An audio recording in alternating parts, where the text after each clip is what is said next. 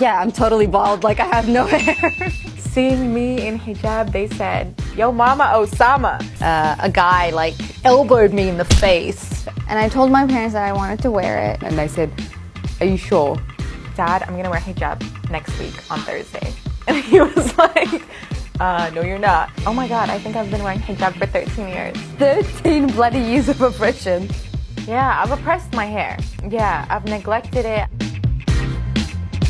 I initially put the hijab on because it was a symbol of my conviction of faith. Hijab means a lot to me. An act of rebellion in a sense, and an act of challenging Western standards of beauty.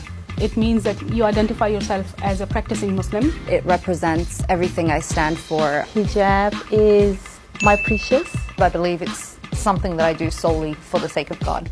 I'm making a statement against the dictatorship of the fashion industry because I decide what I want to wear. And I think it applies to men and women. Hijab is not just a piece of cloth that covers your head. I'm sick of other people deciding how I'm meant to be and how I'm meant to look. Haram police brothers. Sister, is this too much makeup? You're going to burn in hell. That's not hijab. Sometimes I get, I love the color, and sometimes you get, hey terrorists, go back home. They both looked at the empty seat next to me and looked at each other and said, "Oh, we're not sitting next to her."